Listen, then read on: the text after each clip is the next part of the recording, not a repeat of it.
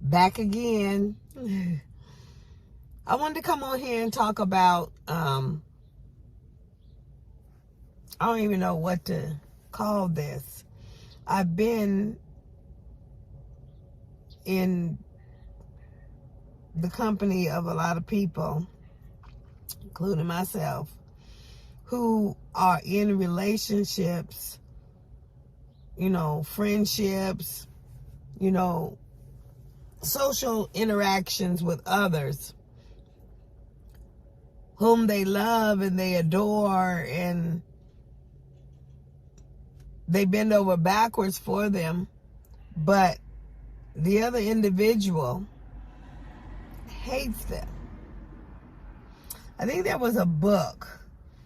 Well, I know there was a book. I want to say, I can't remember the exact title of it. I think it was called Women Who Love Men and the Men Who Hate Them. Or Women Who Love Men That Hate Them. Maybe that's what it was called. But that's what I was thinking about this week. Is pouring yourself out to somebody who really don't have your best interests at heart, who really don't care. Recently I've had to downsize some things. I've had to stop, giving as much, pull in and see what I got, take inventory.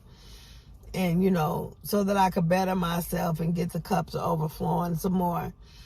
I need to get a set of tires on this car, so it means I got to discipline myself in some things so I can go on and buy a set of tires now. The tires cost $800, which, is really no big deal, but I like the bells and whistles on it. So that way, if there is a problem, I don't have to pay no more. I just have to pull into the shop. They fix it, it's free, or they replace it, it's free.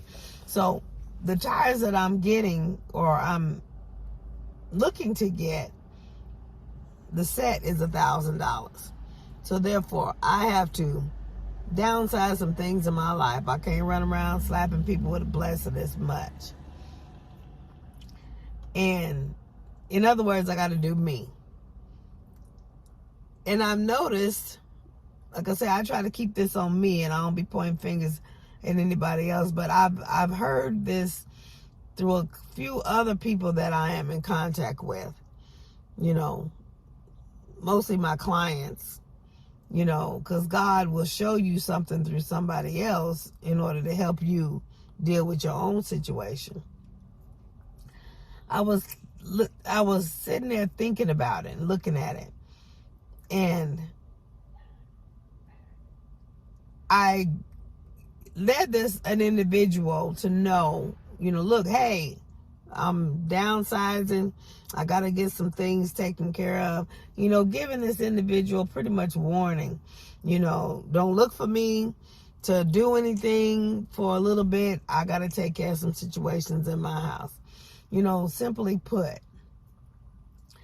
And it was done in love to where, I understand this individual works different hours that I do. And so the method that I used,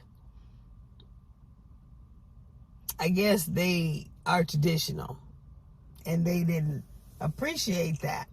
So I was like, okay, I can understand that. But if I was to step back in my tradition, you wouldn't even talk to me on the phone. You be in my face. I'm one of them type of people. Let's sit and have coffee. Let's talk. My love language is time. And if you can't give that to me, I could, be in my flesh. But, so I let that roll over. And then I began to listen to something else. I began to listen to the reply in a method that I don't appreciate.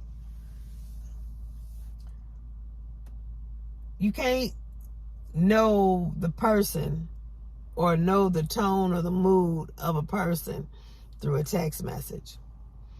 So I read a text message, and if I was to take it in the tone, matter of fact, I did at first take it in that tone, the tone that I received it in,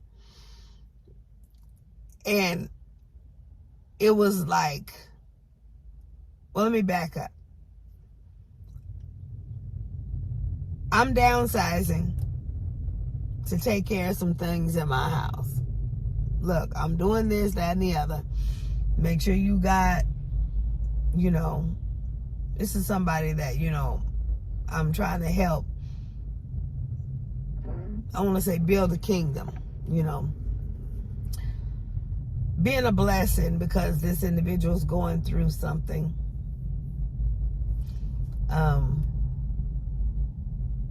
And I was trying to make it not to be as hard or whatever. I had the ends or the means, let's just say. And after the individual came at me about the method, I realized for the second time this individual didn't hear what I had to say. They don't listen to what I have to say. The only thing they hear is what I can do or what I can give. Anything else, they don't hear. So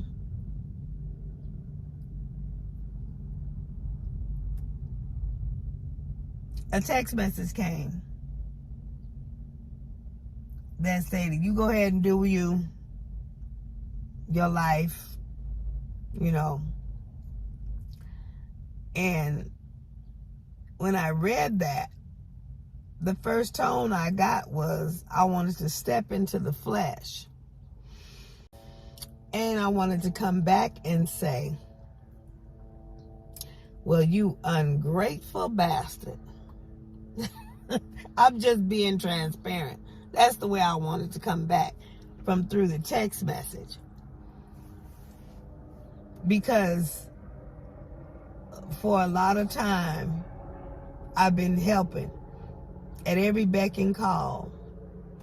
This individual, when they didn't have nothing, they called me. Or they text me.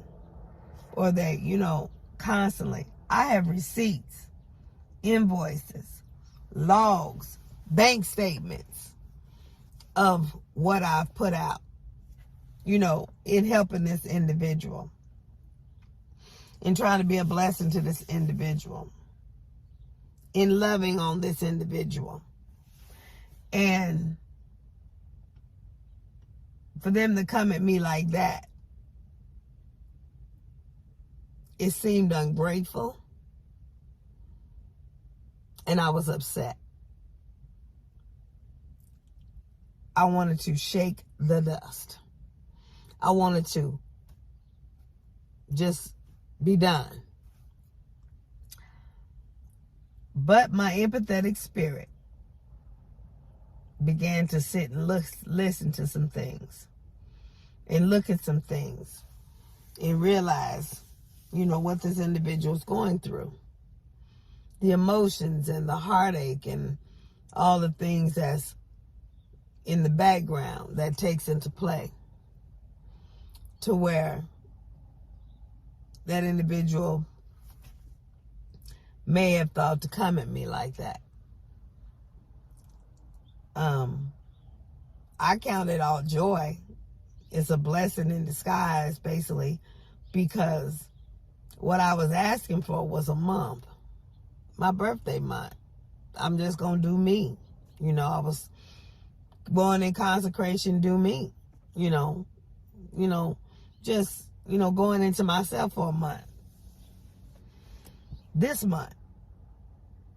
But the fact that I was saying no, or the fact that I was saying I wasn't going to do this no more, that's all that individual heard. So, you ain't got to do nothing else for me. That kind of thing.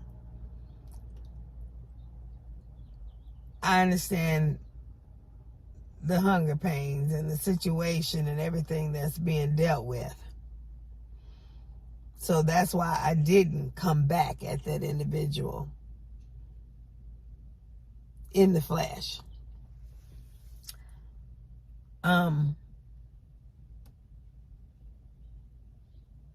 But I began to sit and think, and I began to get angry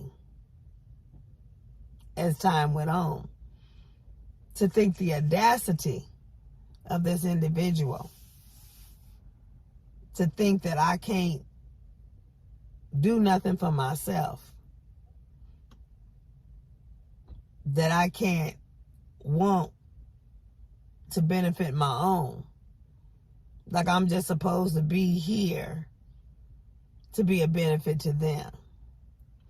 Like I said again, I'm thinking about the culture, because there are cultures out there where the men don't have no respect for the women. The men like women that's at home, taking care of the kids. They ain't supposed to have no life or no mouth or no voice. They're not supposed to have that. They're not supposed to be educated. They're just supposed to be slave or subservient to them. So I'm looking at all of this, putting it all together, and I'm just trying to see which way I want to go with it. And I'm still kind of on my soapbox about that, because in essence, it's a blessing in disguise. I didn't have to do what I did. I could have said no at any given multiple opportunities that I was asked. First of all, that was pulling me out of my comfort zone, because I'm not an individual that likes to support the opposite sex in that manner. I don't believe I should have to. I believe a man is supposed to be a provider. I don't believe a man's supposed to live off a woman. I believe that's the reason why we in the situation we in. I believe that was the cause of the fall of man, because Adam didn't do what he was supposed to do. The thing that Adam was supposed to provide for, started providing for him. Eve, the thing that Adam was supposed to feed, started feeding him. And that's how we got into the situation in the first place. I just believe that. Like I say, there's a sense of insecurity. There's a sense of immaturity, because granted, there's not as much maturity in this area. So I have to take all of that into account, before I want to shake the dust. Yeah, it's a blessing in disguise, actually. But our reward is in loving those who don't love us. That's scripture. That's where our reward is. So, as that individual want to sit and have a temper tantrum and go through whatever they're going through simply because I said I need to slow down and do what I got to do for me in my house, it showed that that individual was very self-centered and did not have my best interests at heart. We got to be careful who we call friend. We got to be careful of the ones we got whispering in our ear, telling us stuff, because they may just be telling us stuff just to pump us up to get what they want. I mean, women have men that tell them they want to do this, that, or the other, and they never show up. That's another thing with this individual. So much has been said. So much hot air has been blown. So much has been out there, and nothing has ever come to pass. Nothing has shown up. So much that was going to be done, and it wasn't done. Instead of being a help, this individual, it became another bill in my pocketbook, basically. Because instead of, it's friendship is I scratch your back, you scratch mine. But I've been scratching other people's back, and none of it never hits this house. None of it never hits anything that I need. They never do anything for me. That's why I say I owe no man. None. I owe nobody but God. They always want to come to me to get this, that, and the other. But there's no friend. That's what I'm going to say. With being successful, you have to be careful, because they coming at you to reap from you. It's like you're a target. They see the Cadillac. Oh, she got money. They coming to you to see how I got the Cadillac and what they can get out of it extra. When you look like you got money, they coming. They running for you, but they ain't coming to you for the right reasons. They ain't coming to you to be a blessing. They coming to you to rape you, to use you. Some of them just, they slick. They molest you is what they do. They just squeeze stuff out of your pocket. They just know how to sweet talk you and everything, so that you can give, and then you sitting around, they ain't giving nothing, they ain't doing nothing. So when I get to the point where I'm sacrificing, or I'm struggling a little bit, that's a wake-up call to me. That's time to pull back. My cup ain't running over no more. I'm at my brim or something. I love to give out of my overflow. I'm a giver. That's who I naturally am. I love to give. So the problem is not in giving. I'm just that, a giver. But the audacity of somebody to be upset because I want to do me and mine. I want to stop giving enough to get enough taken care of in my house to make it easier for me, and then be able to give again. To where I got a text message that says, you go do you, for you and your life. Technically, that's a blessing in disguise, because that's giving me more than I asked for. Not saying that's going to put any more money in my pocket, because I'll just stop giving to that individual. I'm sure God or somebody will find somebody else will show up that need to be given to. I'm going to do what I love to do. I'm going to be fulfilled, period. I'll find something else to put it into, maybe a foundation or organization or something. It ain't hurting me none. But the self-centeredness, to want to, and that's another thing, be careful of the people that get comfortable coming to you for everything, asking you for money all the time.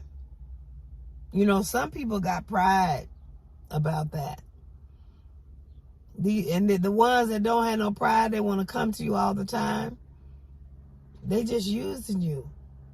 That's the Antichrist, because that's against Christ. When a man keeps coming to a woman constantly, I've seen men drive Cadillacs and ain't got no job, but they living off these women. That's their occupation. That's what they want to do. And the sad part about it is the women allow it. They doing it. They allowing it. Ain't nobody holding no gun to their head. They allowing it. So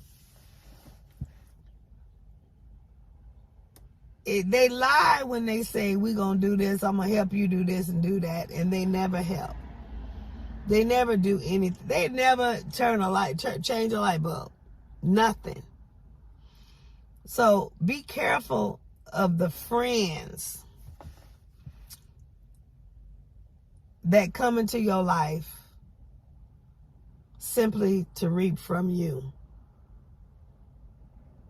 They need to have more of a prayer life. They need to be able to speak with God. And that's another thing. We got the false prophets, the leaders, that they so holier than thou. They got all of this going on, but that anointing don't never hit their house. They got so much going on in their house, and they got so much need in their house to where they pulling from everybody else.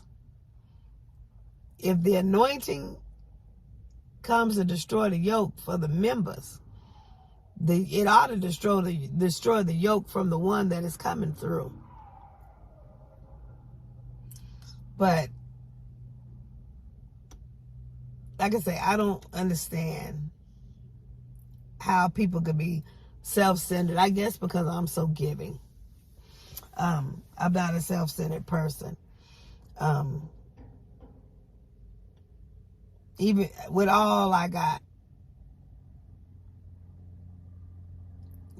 I share basically. As long as my kids, it's not taking something out of my kids' mouth, I'm a giver. I find joy in making people's hearts smile. But I don't find joy in being used. And, we got to be careful of the ones that's always whispering in our ear, talking about, I want to take you with me, and I want to do this, and we going to do that. But you can't even spend 5 minutes with me in my house. You can't spend 5 minutes with me somewhere, on a consistent basis. The ones that they want you to love them, but they don't want to love you in your language, So we got to be mindful of those that we call friends. We got to be mindful of, what that friendship entails. Take inventory. What quality it really, is it quality? Are you getting anything out of it? Because it's supposed to be a give and take. I scratch your back, you scratch mine. There's this one individual that told me so many lies. It came out to be so many lies that they was going to do this and they was going to do that. And this didn't show up and that didn't show up. And you just keep going and going and going, and you keep, working with this individual. But I began to, because I'm in the mental health field, I begin to see that it's a schizophrenic lifestyle, because schizophrenic people, they have this big story. They have this lifestyle. They have this, this lifestyle. But you never see nothing. It's all in their head, it seems. Like I said, I'm still dealing with situations that I thought I took care of back in April with my children. I purchased things that never showed up. It's a schizophrenic lifestyle. They got this, that, or the other. They all big, bad, and the other. But when the rubber meets the road, ain't nothing there. And there's nothing ever to come to pass. I was talking to my son this morning on the way to take him to work. And he was talking about how he get tired of people saying that they want to go to these places, and he makes all these plans and he gets everything set up, and then on D-Day when it's time to go, they don't want to go. They call off work, or they don't show up or whatever. He was tired. And I kind of like being able to take my son to work, because I had to change the perspective on it. After I get him up and get him in the car, because he going to college, he ain't set his schedule and everything yet. So I'm kicking and screaming to get him up, to get him in the car, to get him to work on time and everything. But once we get past that, I try to make that drive to work peaceful, start calming my heart, calming my spirit. So the only thing I know to do is allow the Lord to speak, because he ain't in church like I am. So sometimes you got to bring church to the people. So as we ride, the little 20-minute drive that we have, I have a nice little route that I take, that's least, with least traffic. And I just began to minister to him. And all these people that he talking about he don't like, that he does this, and they flake out on him or whatever. And I told him, I said, there's a reason for that. They like staying at home. They like sitting in their stuff. Maybe they don't want to spend all that money. I'm talking about my baby boy. My baby boy will spend $300 on a bag that he liked just because he like it and not think nothing of it. And I told him this morning, I said that $300 bag he bought because it was black owned. He's supporting black owned. But you don't study nothing about black owned. You don't try to do anything, or try to support, any otherwise, just buying a product or whatever. If you're going to support something, support it all the way. Study, find out what's going on. Maybe you'll get your own black-owned business or something like that. Don't be just getting it because you call I'm supporting black-owned. You just like the bag. That's not supporting nothing.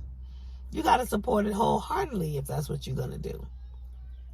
But anyway, he just, supporting people like that, and he wants to go to places and big events and see things, and he got his own little bucket list, but he don't like to go by himself. So he asks these people to go, and he sets up things, and then at the last minute, they either don't call, don't show up, or they tell him they don't want him to go. And he's like, why didn't they just say no in the first place before I went through all of that?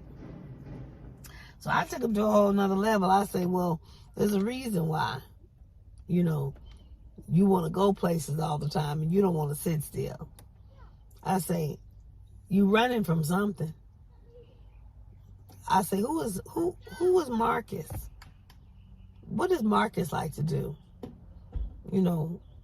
Why does Marcus not like being by himself? And he got quiet. He got real quiet. I knew that's when the Lord was ministering to him. So anyway, it turned out to be a beautiful conversation. And he got out the car, with something to think on his mind while he go work with his kids or whatever. And I was telling him about people, there's some people sitting in depression and, functioning depression and all this kind of stuff. I said there are reasons why people do things the way they do. And like I said, I began to think about this individual. This individual seems to think that that hotels are cleaner than my house to do the things that we had planned on doing. I don't believe in spending a whole bunch of money to do something that I do the same every day. And then, you can't let down your hair or be comfortable around children. Because there are certain things adults say or do that children shouldn't be a part of. You got to be on your P's and Q's. That's if you're honorable. You don't just do any and everything in front of children. And I'm not talking about nothing sexual or anything like that. I'm talking about the conversations. You got to be mindful of the conversations you have around the youth, because the youth may not have the mentality to process that correctly, and you may be opening up Pandora's box in their mind, and then they go off and you doing something. I granted, bringing the children together, that would have been beautiful, but that ain't what what let's say a staycation is for. A staycation is, a place to disconnect, to get a whole different mindset, to restore and refuel and refill yourself and go back into the world again. It's not a place where you want to, let's say, make other introductions and stuff like that. So I'll say, well, we ain't got to spend all that money to do that. But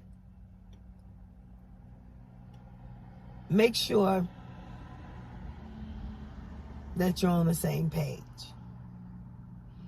Like I said, with this situation, a whole lot has come out and has my eyes opened about my relationship or my interaction with this individual. This individual can't call themselves my friend because I'm scratching their back and they ain't doing a damn thing for me. Nothing. Just mooching off of me. And the fact that I want to take a month off, take care of mine before I get back to it again. You know, God will allow some things to happen to open your eyes.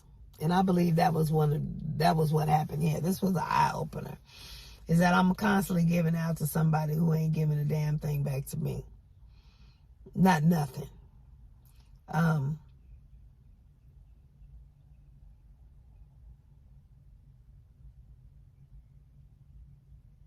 One meal.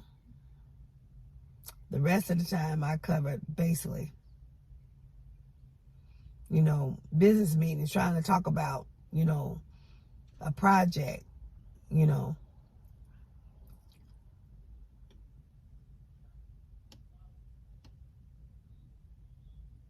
Like I say, be careful of who you call friend. Be careful of who you accept. They might be just manipulating you. And when they realize they can't get no more out of you, or that, you know, the wool or the sheet has been pulled away from your eyes, then they want to leave and go and throw their hands up. Because see, then they feel like they're releasing themselves to never have to pay you back, never have to owe you anything. And you know, they know me because they've been in the other situation with me, with this other individual. They know I'd rather have the peace than to sit there and be thinking about trying to get somebody that owe me something. Because they don't owe me. I gave it out the goodness of my heart. Now, I don't have to keep giving, but I gave it out the goodness of my heart. And granted, anytime I give something out, God replaces. So I don't never really miss in that. But sometimes God will show you people to show you that what you believe in ain't true. You know, you making plans and building a kingdom with an individual that ain't even putting a brick in. They just arrive at the contract site, say a few things, and then they gone. They ain't did no work. They ain't put nothing in. You know, you doing all the building. They ain't investing nothing. And all they want to do is reap off the thing that you invested. So I'm going to get off of here, get ready to go in here and prepare to go do this group. Yeah, today we're going to talk about procrastination. We're going to close out with some more procrastination, worry about wasting time. Then, you know, you sit and waste your life wasting time, you know, with people. With yourself, when you procrastinate, I'm going to keep putting it off. You ain't guaranteed tomorrow. You waste time with people, too, who keep procrastinating on you, who keep saying they're going to do. You know, them open-ended promises. They can't call it a lie. It's an open-ended promise. They promise you something. We're going to do this. We're going to do that. But there's never no end date on it. So therefore, it's open-ended. And it keeps going and going and going, and it never comes to pass because they never wanted it to come to pass. That's why it's open-ended. Them open-ended engagements that women be getting. You know, they get the ring maybe just to hush their mouth, but there's never no date to walk down the altar. You know, stuff like that. You know, they treat you like wifey, but they never have no intentions on marrying you. They just want the benefit of you. So a lot of women are sitting around being wifey, but they don't have the benefits of being a wife. They just be, that's a slave is what it is. They giving all their goods and, you know, doing all the work and benefiting the man, but the man ain't benefiting them whatsoever. So this is a person, you know, there's a thin line between love and hate. Either you love me or you hate me, one or the other. Either you do for me or you don't. So if you're doing for a man constantly all the time and he ain't doing for you, he don't love you. I know that's a hard pill to swallow, but he don't.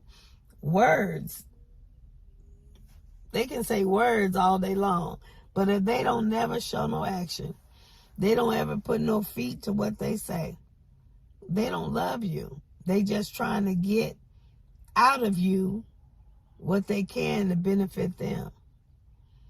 Before you know it, you all dried up looking like an old prune or a raisin, and they all living their best life. Scam artists, con artists, womanizer, you know, that type of thing.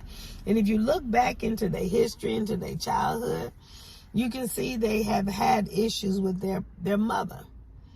Maybe they don't like their mother.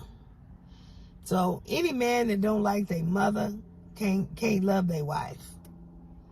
You know, they just, I mean, that's the core. Look at how he treats his mother. Look at how, you know, does he respect her? Does he honor her? That type of thing. If he treats her like mess, you can guarantee he's going to treat you like mess.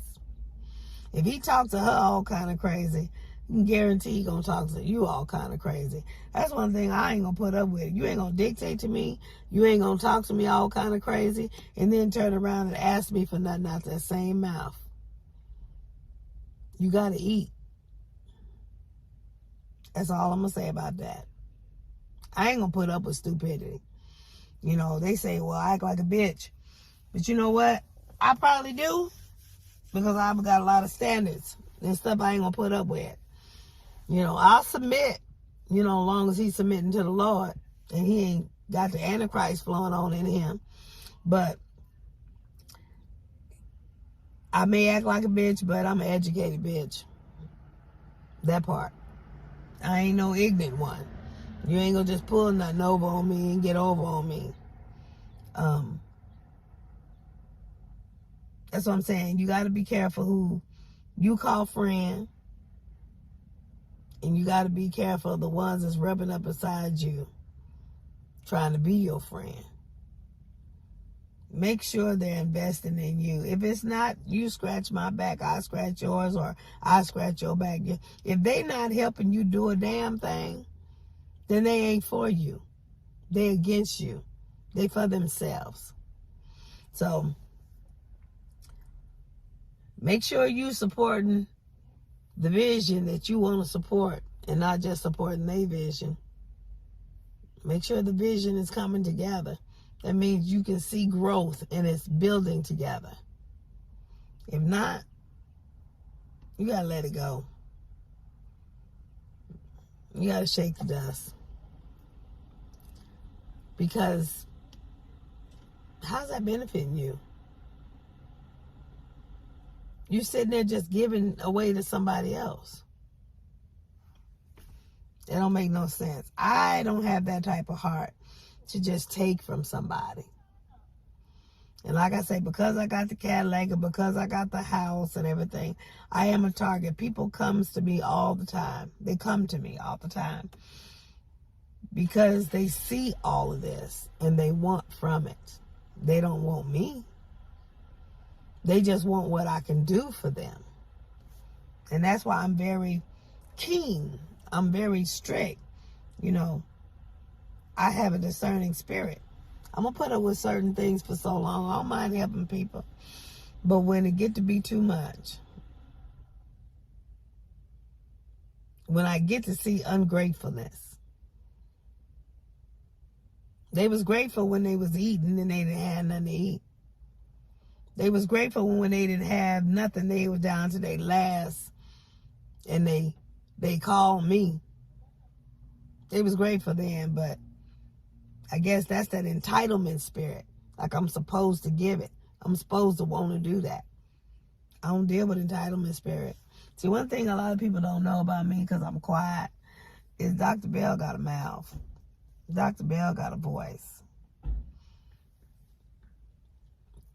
And men especially don't like to hear, they don't like to be rejected. They don't like to hear no. When I say no, it's a problem. And it shouldn't be that way. Not if they love you. They ought to respect you, your wishes. But if they don't respect your wishes, they don't respect you. They don't even listen to your opinion. You know, they try to convince you otherwise. This ain't nothing new, you know. Men don't listen to women, period. That don't mean just because you get all them degrees, they're going to listen to you either. They get intimidated by you then. They really don't want to listen to you then. They want to be with you to get something out of you. They, you know, they work the, you know, they words and, you know, they paint the pictures and everything, trying to maneuver and hustle. They want to manipulate and everything, trying to get stuff out of you. You know, they'll play that part. But, they, you know, they basically intimidated by you. How she gonna have how she got a Cadillac and she ain't got no man, you know, that kind of thing. That's intimidating, and that's hurtful to some men to see a woman doing better than them. So then you got those that try to squeeze up next to you so that they can help, you can help them. But then they start feeling some type of way because their manhood start to stand up in them. And they feel bad because they coming to you. They coming to a woman to get what they need. And they should be able to do it themselves. And God forbid they get out. God forbid that woman ever say anything and let the world know all that she's done for that man. They don't want to deal with that. But they feel comfortable to come to her for that and trust her for that, but they don't trust her for nothing else. Like I say, women who love men, women who love the men that hate them. I've dealt with a lot of that this week in group, and I mean in with my clients, and you know, I've had a situation in my own life. That's what caught my attention. You know, you loving on people, but they not loving on you. And I ain't talking about no sexual nothing. I'm just saying love. Do on to others as you'd have them do on to you. I'm doing on to others, but they not doing on to me. You know, there's an individual that had their last, and they came to me, and I made sure that they had something, you know. But let me be in them shoes.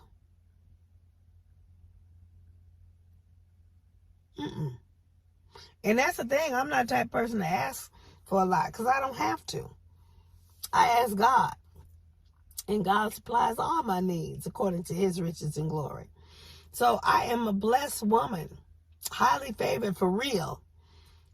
So I don't have to ask much, but you know, every once in a while I'll test the waters just to see where that person is with me. That's another thing. I'm one of them type of people that'll put something out there just to see if they'll carry a bone. You know, I test people. That's how you get to know people. Just like men will test women by not calling them on purpose to see how she gonna act. Is she gonna blow up his phone? Is she gonna text him all kind of crazy? You know, that's how they test you. If you act like you ain't got nothing to do it, and you busy doing your own thing and ain't thinking about them, then they blowing up your phone. You know, you gotta, through struggle is how you grow. You gotta do certain things to get to know one another.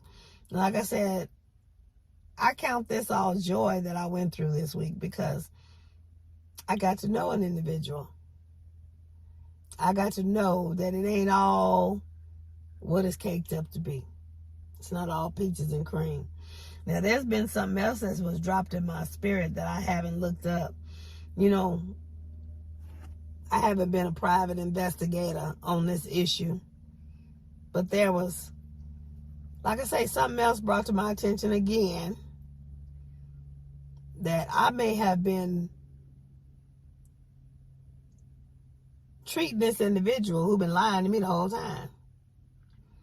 So I don't know. If it becomes to be a big picture, I might have to do some investigating and see if there's some validity or credibility to what the information that came to me. But when you are secure in who you are, when you're secure in yourself and you're genuine in yourself and you walk in truth, you ain't got to turn hoops for nobody. Now, if I want to prove a point or make a fact, I'll look some stuff up. I'll become a private investigator. But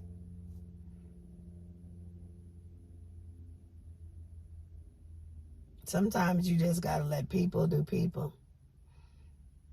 And sometimes leaving them where they at in their own mess that they created for themselves is the most hurtful thing that you could ever do to them.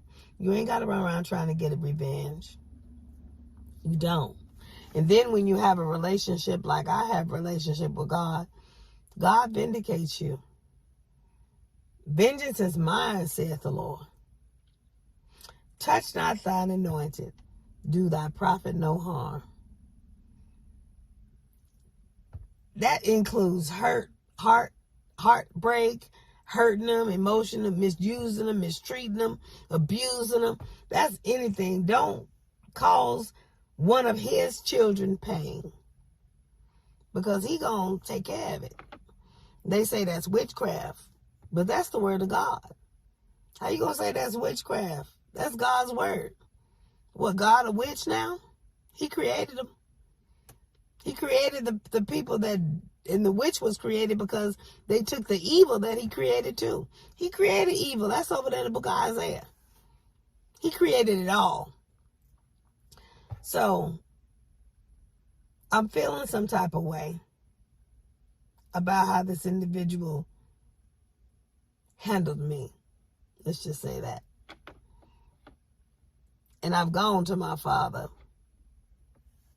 and told him about it. And now I'm just going to say, Lord, have your way. Bless him with what he deserves. And in God's eyes, we don't know what that is. Just give it up to him. Cast it up to God. And, you know, that individual going to go through something because they ain't had no business putting their mouth on me like that. It was innocent. Innocent. Matter of fact, it was done in love. I didn't have to say anything. I could have just shut my phone down and done me. But like I say, when people aren't as mature in areas, they don't come out the way that you would expect. So now I know the level of maturity of this individual. Don't hate them. You know, you still got love on them. But you know, you learn to love people from a distance. If they don't come correct to me, they'll never get the hand of me ever again. And that's not being hateful. That's shaking the dust. Anyway, like I said, I'm going to get off of here and go in here and get ready for a group. It's Friday. I got some things I want to do this weekend. Take care of. The theme I figured out for my birthday month this year is taking back control of my life. So for the rest of the month, unless God say so, I won't be giving nothing. I'll just be handling stuff here. That way, my overflow will be ready in November. Y'all stay blessed.